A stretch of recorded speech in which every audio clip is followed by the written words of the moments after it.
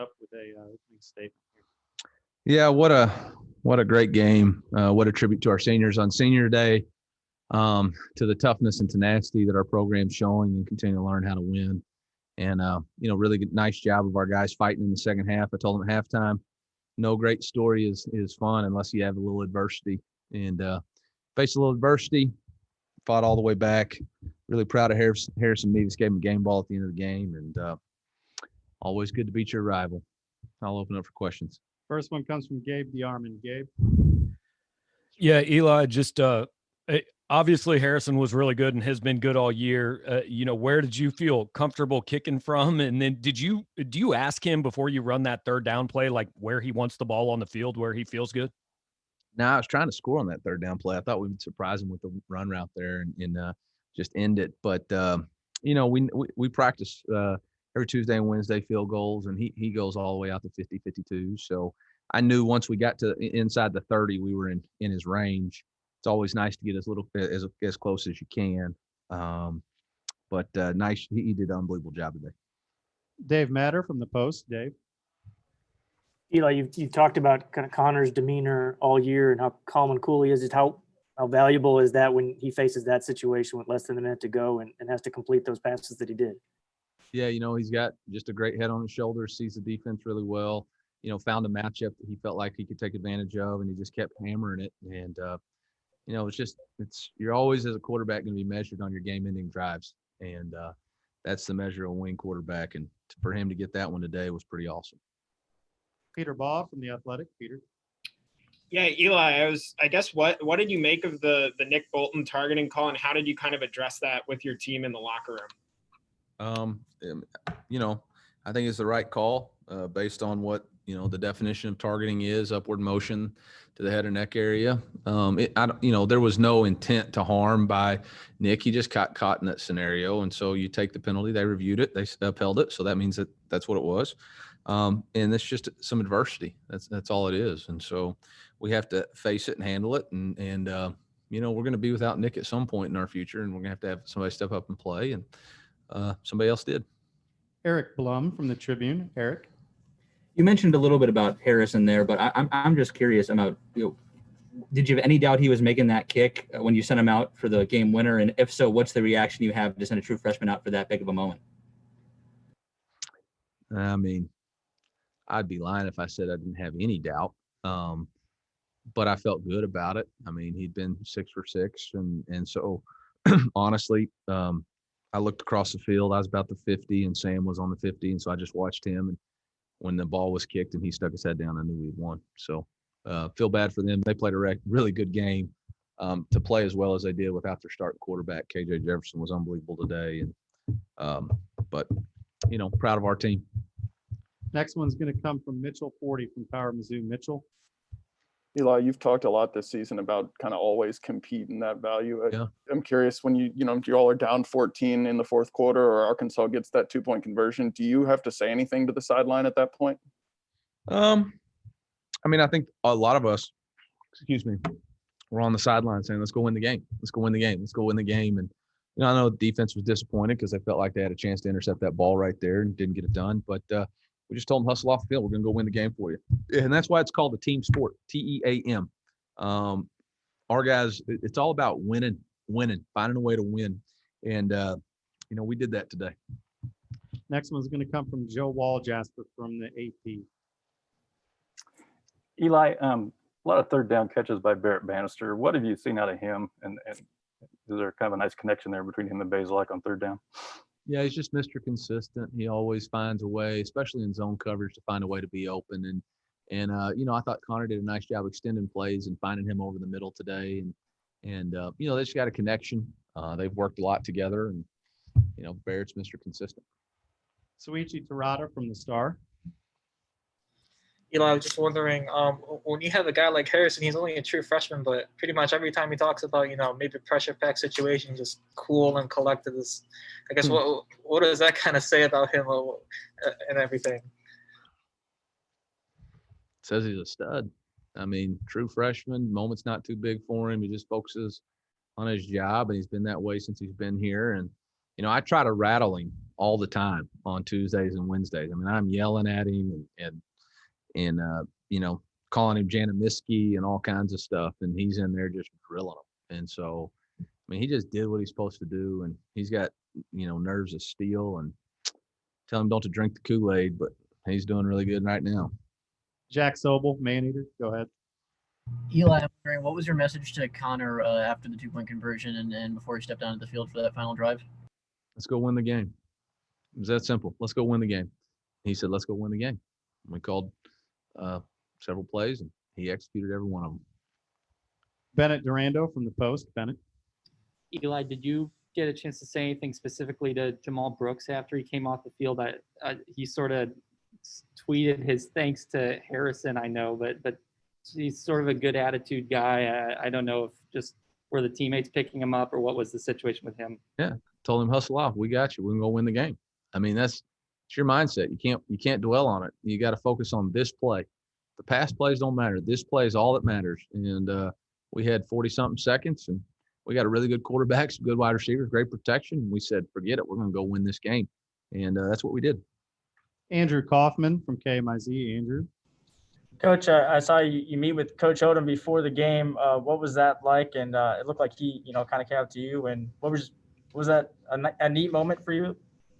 Yeah, it's great. I mean, Coach Odom and I have always been cordial, and our conversations will stay private. But wish him all the best. He's doing a tremendous job this year. Clint Switzer, go ahead.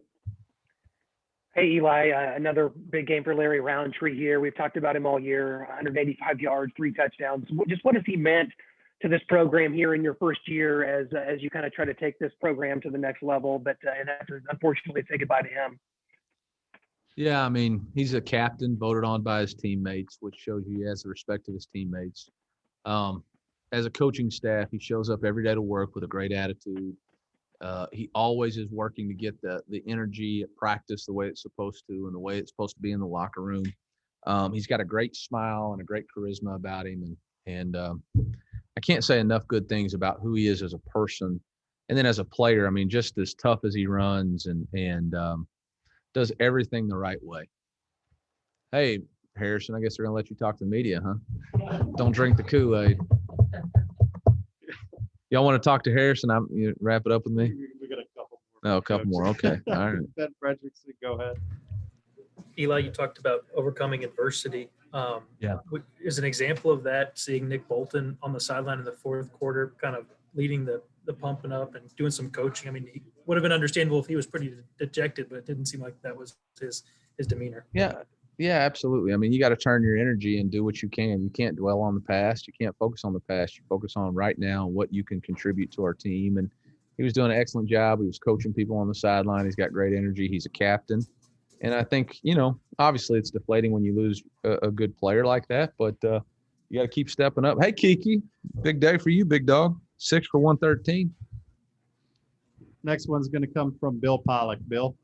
Yeah. Hey, Coach, did you have any inkling that Franks was not going to start this game at quarterback? And then second question, what did they do differently then with Jefferson in the game?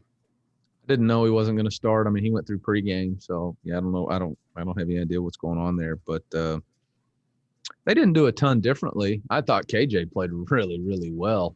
And, we still haven't stopped the sprint and draw, so we got to get that corrected. And then he was able to find holes in our zone coverage, and so there's things that we got to get fixed. But I don't think they run the same offense regardless who's in. Gabe. Yeah, Eli, I know you've talked at different times about the challenges of getting Larry enough carries and Tyler. I think Tyler's first carry goes for a 46-yard touchdown. Just, how big he came up for you late and that balance you've got. How important was it today? He's a really good player, but he's even better on the sideline, staying engaged in the game and just knowing whenever it's his opportunity, he's going to step up and do what he's supposed to do. And it's hard on a player, especially when you're as good as Tyler is, not to be in the game all the time. And then when you're called on, have to do something special. And I'm just so proud of him as a player. It's hard to do what we're asking Larry and Tyler to do, and Kiki and Dame and Toski and Barrett. There's all kinds of guys, and Jalen Knox, that need to touch the ball. And you got to be unselfish. You got to be TEAM player. Next one's going to come from Mitch 40. Mitch. Eli, you just mentioned his name, but Damon Hazelton's a guy who, hadn't maybe gotten the same amount of reps as early in the season. What can you say about him just staying engaged and being around when the team needed him late in the game? I mean, you can't say enough about it. You got to have mental toughness. You got to decide that when my moment is called, I'm going to be prepared to do my job. And that's what happened today. Koski got dinged up and we went Dame and he did an unbelievable job. I mean, he's routing people up out there, making great catches, getting yards after catch. 5 for 98. It's a pretty good day. It's just a little bit worse than Kiki's 6 for 113. Keek. Peter Baugh, go ahead. Yeah, I guess what did Arkansas do offensively that allowed them to kind of have the success they had? They ran the ball really well and they threw it to 16 really well. I don't know that was any different than what we thought they were going to do. I just don't think we played really well defensively, and so we'll have to get it corrected. But it's always good to get it corrected after a win. Got time for a couple more for Coach. Kyle Pimmel, go ahead. Yeah, Coach, you guys were down 7 heading in the half, and it seemed like Arkansas had all the momentum. And I'm just curious, what are some of those adjustments you made at half, and which one do you believe was the most crucial, especially in the second half as you guys turned that game around?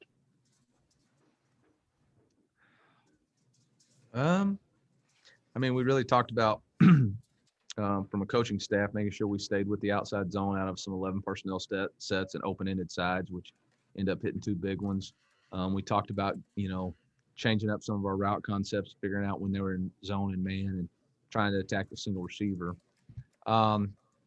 Defensively, I just challenged them. We got to get set. We weren't getting our calls in and getting set. And, we were able to do that a couple of times in the fourth quarter, just enough to get us a win. All right, we're going to go Suichi, Bennett, and then Kaufman to close it. Suichi, go ahead. Hey, I'm just wondering, does 5 wins mean anything? Knowing in the regular season at least, you're not going to have a losing season.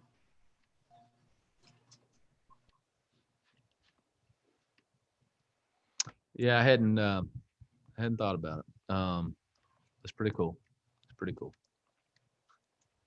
And Bennett? What was the sort of scene in the locker room? I imagine it was pretty high energy, but was there anyone else who specifically stood up and said anything? Or? Well, I'm sure it'll be on Twitter here in a little while, so there won't be much. We just said the Lord's Prayer and said thank you to the man above. Let the seniors raise the trophy, gave Harrison a game ball. When we win, we sing. So it's a good time. It's a great time. God, it's a great time. Kaufman, close us out here. Coach, just how have you been able to change the culture of this team? They won 6 games last year. You've already won 5 this year. I don't necessarily like the term, change the culture. I just think we've instilled a belief and an identity of who we are and what we're going to be about. And like I've said before, that's not for everybody, and that's okay. But as long as we're here, we're going to be about these things, and we're going to have a standard of performance. We're going to have a 1-0 mentality. We're going to have an always compete mindset.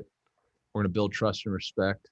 We're going to do more than what's expected. And I thought one of the coolest things today or yesterday was when I saw Josh Bledsoe tweet out, enjoyed the journey, because that's core value number 4. And so for him to already understand that life is not about a destination, it's about a journey that you're on and enjoying the people that you're around, it tells you that they're just taking hold of it. And we got a lot more to do. And, appreciate the administration believing in me and believing in our staff and continue to push forward. I know, Mizzou Nation is getting excited about what we're doing. Recruits are taking notice, and we're not done yet.